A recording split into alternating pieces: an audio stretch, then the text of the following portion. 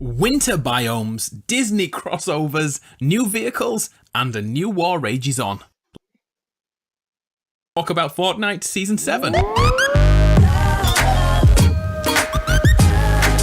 Hello and welcome to PlayStation Grenade. It's my favourite time of the Fortnite cycle, the hype week before the new season begins, piecing together the in-game hints and subtle changes, adding the files found by leakers, and interpreting the tweets sent out by Epic developers. Can we predict Season 7 content? Last season we did pretty damn well, predicting cowboy skins, zombies, a castle, the start of the war between the food companies, pets, bunkers opening up in Wailing Woods, and even the llama-headed character. So let's try it all over again for Season 7. You ready? Let's do this.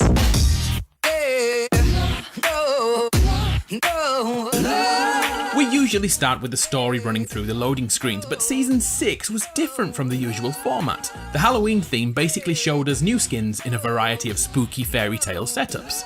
As the weeks passed, the real event began when Kevin became powerful enough to summon the undead hordes. Once we defeated all those husks, we were given tranquility and even had a rave in the final week. Did I miss anything?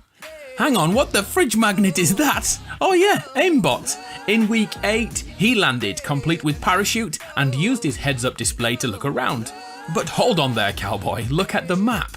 It's our first hint towards Season 7 content. The map is flipped as we are on the reverse to it, but that area there is Flush Factory, and look south of that, something is approaching. This is when jumping in. That is going to be the storm, the winter storm or snowstorm or whatever you want to call it. It is getting bigger and bigger by the day, and theories are that's going to be the storm, the new storm instead of the normal storm that we have now. And the map is going to be completely covered in snow. The Christmas update in Season 7 is going to be completely snow. It's going to be better than last year's Christmas. In-game can help us identify more. The first thing to note is the parachute is truly here, but I want to come back to that, if I may, and break down that logo very soon. Greetings, friends. Let's play a game. What if you download League of Legends right now, start playing? First, we need to find out what unidentified object is out in the sea. At first I thought it was Spawn Island, but then we all looked a little closer and saw the cloud of snow growing in the distance. This, coupled with the fact that Aimbot has frozen coverings on his hands and feet, got me thinking. Everyone pretty much believes the snow biome will be added for Season 7. After all, they attempted to put it in last year, but they couldn't get the world to operate how they wanted. But in PvP, in Save the World, we had entire areas dedicated to frozen farms and snow-covered rolling hills. We even had a troll frozen underwater. To add to all this, leakers have found footstep sound effects in the snow from the latest Battle Royale update. So we're sitting on a throne. That completely gave away the inclusion of a castle in Season 6, which appeared next to Haunted Hills. In the same way, the new Deep Freeze bundle has confirmed ice. Okay, man, I just gotta say the Deep Freeze bundle was way overpriced. You get 3 items. No, you get a glider, a skin. You get 4 items and 1,000 V-Bucks for $30. That's just so stupid. That's why I didn't buy it. I know people that did buy it. I personally think they wasted their money with it because I got the Summit Striker for $4 with a pickaxe. I got everything except the glider.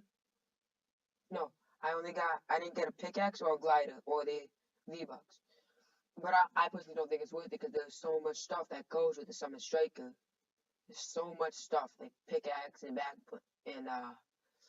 gliders that go with the Summit Striker. Mountains. I visited all the mountain ranges attempting to find this exact spot in the picture. The closest was actually Pencil Mountain. That was a Freudian slur. Yeah, but there are mountains everywhere. Which one do you think will change? My money is on the one above yonder yard. Anyway, let's move on from snow. There's so much more to get through than that. Back over to the parachute aimbot left behind at Flush Factory. Let's break down the logo which is adorned upon it. This symbol, what do you see when you look at it? Well, it's jam-packed with references. First, the rhombus shapes around the edge. Hang on, is that a rhombus or a trapezoid. Someone help me. Does anybody know their 2D shapes? Anyway, those shapes replicate the shutters of a camera. This is used in movies and TV to suggest someone is watching. It's part of the Big Brother effect. Heck, there's even a TV show called Big Brother, which is all about voyeuristic tendencies and controlling a parachute. And the typical colours used for these parachutes? Red and white. Take Apollo 13 for instance. Alright, so there was a great deal of information to take in there, but the main theme I want to take from all of this is that we're being watched. Look at the loading screens featuring Aimbot. He's watching others in all of them. First he lands and uses his scouting advanced technology to survey the area. Next, he's watching the aftermath of Kevin the Cube at the old Loot Lake. And finally, he's at the end of season disco, lurking in wait, ready for the call to action. I do not have all those loading screens, but I've seen them from my friends playing. I never noticed that. I didn't notice him. I obviously noticed him when he first landed, but like I didn't notice him the second and third loading screen that he mentioned. I just straight up didn't notice them. So this is new to me too. I began looking into space robots, and one series of mechs linked to this theory perfectly. Have you seen the movie Elysium? It's a Matt Damon film. Matt Damon! In which inhabitants of Earth are left to suffer whilst the... Okay, Kevin, USAA Bank is here to help you stay on track. Budget's looking good. Fit for a...